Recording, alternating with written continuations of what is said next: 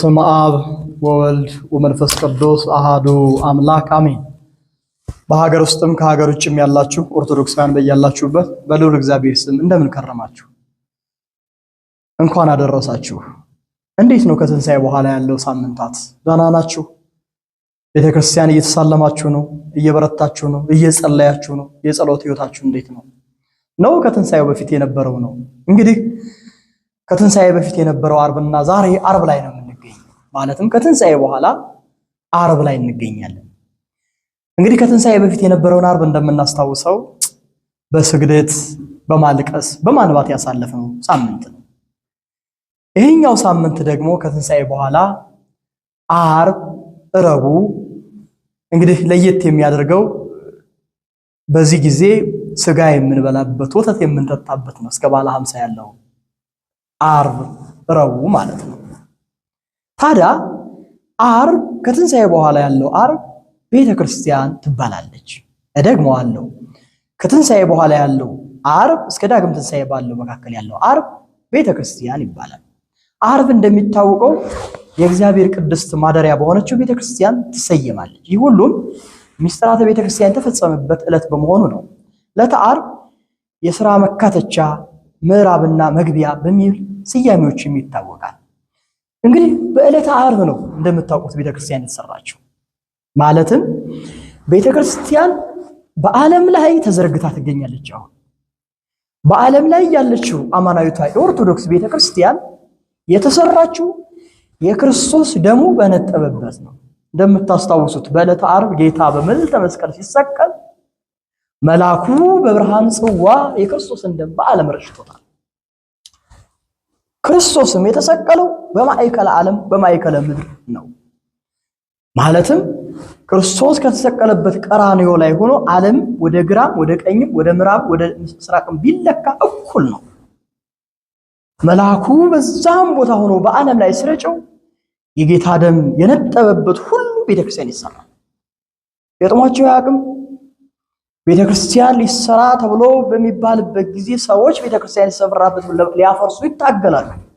የብዙ ኦርቶዶክሳውያንም ደም ይፈሳል። ግን የጌታ ደም የነጠበበት ቦታ ስለሆነ ከሆነ አይፈርስም። የቤተክርስቲያን በሰው አሰራር ከሆነ ደግሞ ይፈርሳል። የጌታ ደም የነጠበበት ቦታ ግን ቤተክርስቲያን ይሰራል። ስለዚህ ቤተክርስቲያን የተሰራችው በዕለተ ዓርብ በምልዕልተ መስቀል ነው። እንግዲህ እንደምታስታውሱት ለሙሴ ደብተራ ድንኳን እንዲሰራ ደብተራ ብርሃንን አሳየው። በደብተራ ብርሃን አምሳል ደብተራ ድንኳን ተሰራ። በደብተራ ድንኳን አምሳል ምኩራብ ተሰራ። በምኩራብ አምሳለ ኢየሩሳሌም ቤተ መቅደስ ተሰራች።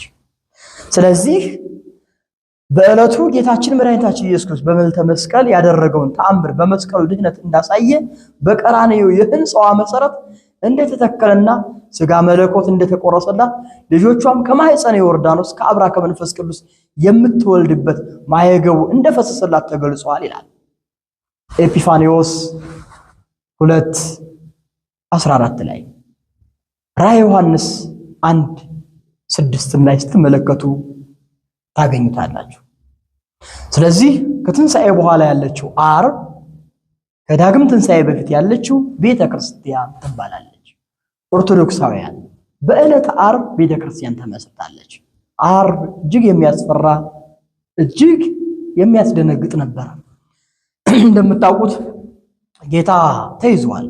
ፀሐይ ጨልማለች፣ ጨረቃም ደም ሆናለች፣ ከዋክብትም ረግፈዋል። በዚህን ሰዓት የጌታ ደም እየፈሰሰ ነበረ።